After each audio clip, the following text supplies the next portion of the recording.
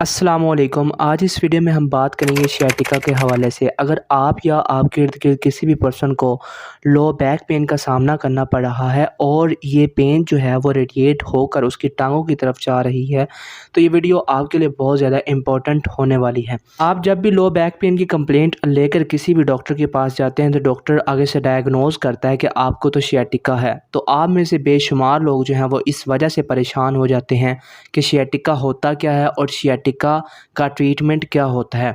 आज इस वीडियो को बनाने का मकसद यही है कि आपके इन्हीं तमाम सवालात के जवाबात दिए जाएँ और आपको सियाटिका का एक प्रॉपर ट्रीटमेंट भी बताया जाए, ताकि आपके माइंड में किसी भी किस्म की कन्फ्यूजन जो है वो बाकी ना रह सके।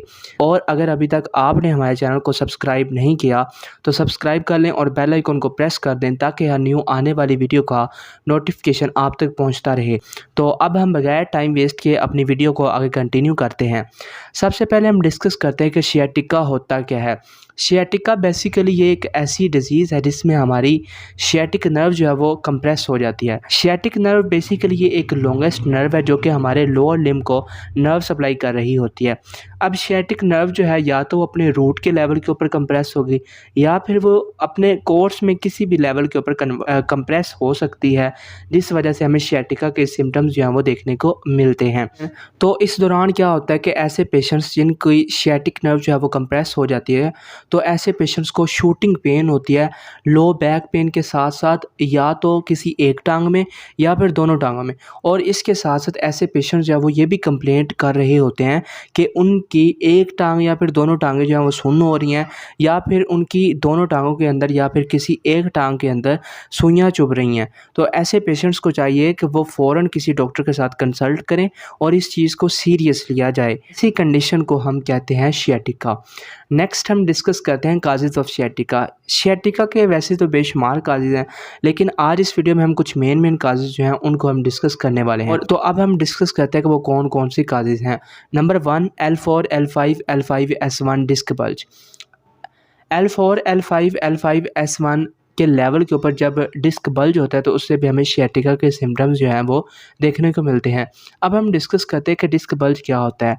अगर हम एक नॉर्मल स्पाइन की बात करें तो वो हमें कुछ इस तरह की दिखाई देती है, और अगर हम एक ऐसी स्पाइन की बात करें जिसमें डिस्क बल्ज हुआ होगा, तो हमें कुछ इस तरह की दिखाई देगी।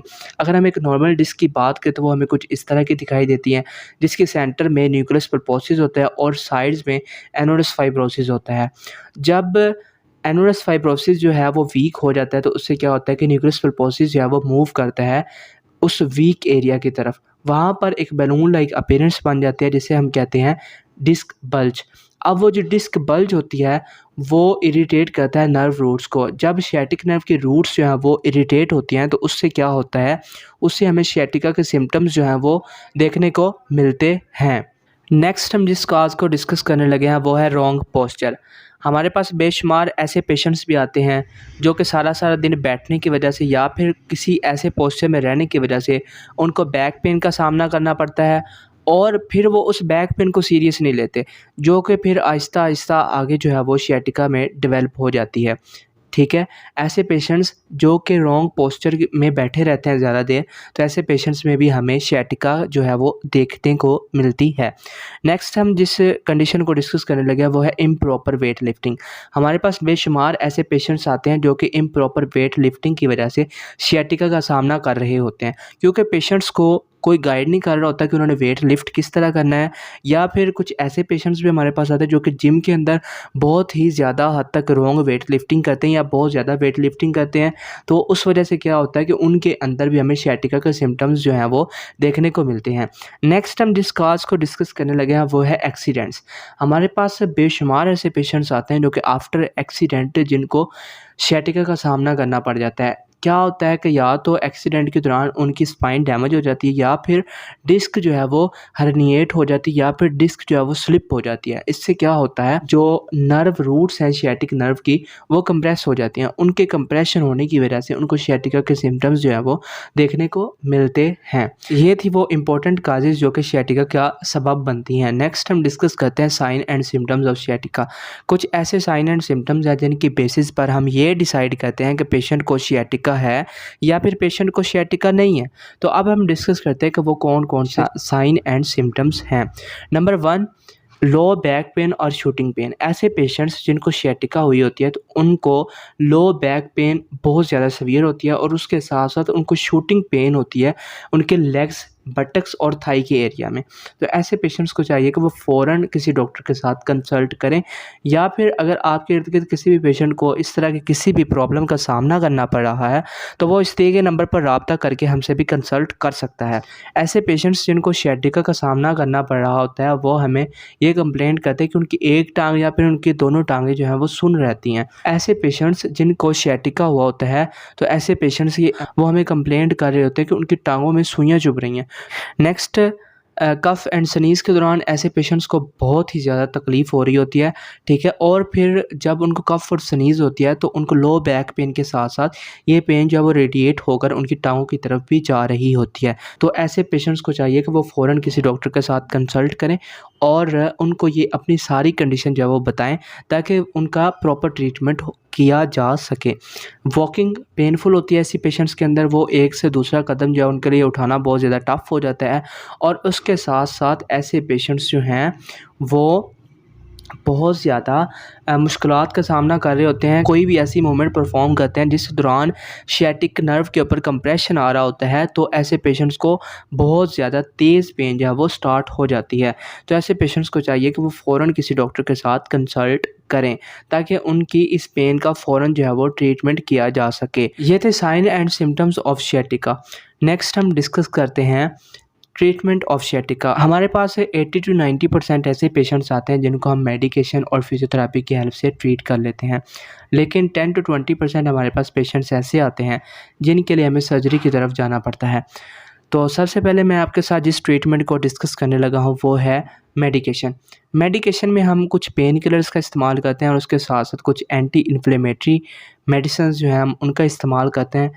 ये एक प्रॉपर ट्रीटमेंट नहीं होता, पेशेंट को सिर्फ कुछ टाइम तक आराम रहता है, लेकिन जब ही मेडिसिन का असर ख़त्म होता है तो ऐसे पेशेंट्स के अंदर पेन जो है वो दोबारा से स्टार्ट हो जाती है। तो ऐसे पेशेंट्स को चाहिए कि वो एक प्रॉपर ट्रीटमेंट की तरफ जाएँ।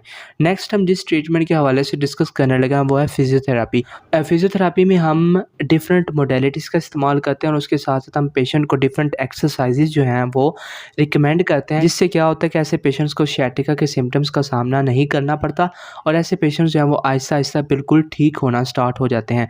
फिजियोथेरेपी में हम एक्सरसाइज़ेज़ और मोडेलिटीज़ के साथ-साथ डिफरेंट टेक्निक्स का भी इस्तेमाल करते हैं, जिससे क्या होता है कि हम नर्व के कंप्रेशन को ख़त्म करते हैं और जब नर्व का कंप्रेशन ख़त्म हो जाता है तो उससे भी पेशेंट को बहुत ज़्यादा हद तक रिलीफ़ मिल जाता है। अगर आप या आपके इर्द-गिर्द किसी भी पर्सन को इस तरह की किसी भी प्रॉब्लम का सामना करना पड़ रहा है तो वो इस दिए गए नंबर पर रब्ता करके हमसे कंसल्ट कर सकता है। नेक्स्ट हम जिस ट्रीटमेंट के हवाले से डिस्कस करने लगे हैं वो है सर्जरी।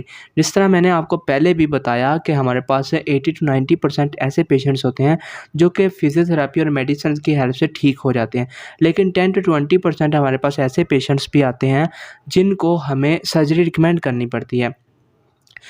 तो अब हम डिस्कस करते हैं कि ऐसी कौन-सी कंडीशन है जिनमें हमें सर्जरी की तरफ जाना पड़ता है। नंबर 1, अगर पेशेंट को फिजियोथेरेपी और मेडिसिन से बिल्कुल भी आराम नहीं आ रहा और पेशेंट के लिए एक से दूसरा कदम जो है वो उठाना बहुत ज़्यादा मुश्किल हो रहा है, तो ऐसे पेशेंट्स को हम फ़ौरन सर्जरी की तरफ लेके जाते हैं।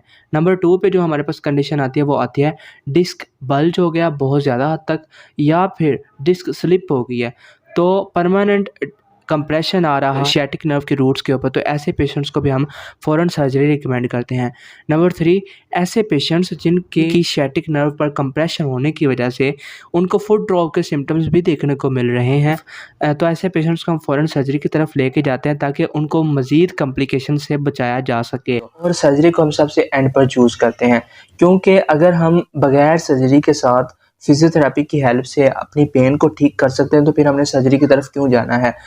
आफ्टर सर्जरी भी हमें फिजियोथेरेपी की तरफ आना पड़ता है, क्योंकि हमारे मसल्स जो हैं वो वीक हो जाते हैं, जिस वजह से क्या होता है कि हमें डिफरेंट और प्रॉब्लम्स का सामना करना पड़ जाता है। इसलिए फिजियोथेरेपी जो है वो हमारे लिए बहुत ज़्यादा इम्पोर्टेंट है। अगर आप या आपके इर्द-गिर्द किसी भी पर्सन को इस तरह की किसी भी प्रॉब्लम का सामना करना पड़ रहा है तो वो इस दिए गए नंबर पर रब्ता करके हमसे कंसल्ट कर सकता है, या फिर अपने इर्द-गिर्द किसी भी आप ऐसे फिजियोथेरेपिस्ट को दिखाएँ जो कि आपकी इस कंडीशन को देख के समझे और फिर उसका ट्रीटमेंट जो है वो आपको प्रोवाइड करे। तो ऐसी कंडीशन को बिल्कुल भी इग्नोर नहीं करना चाहिए, फ़ौरन अपने डॉक्टर के साथ कंसल्ट करना चाहिए। आज इस वीडियो में हमने सियाटिका को इन डिटेल डिस्कस किया। उम्मीद है आज की वीडियो आपको बहुत ज़्यादा पसंद आई होगी। Thank you so much for watching this video. Please like, subscribe and share my YouTube channel. Thank you so much.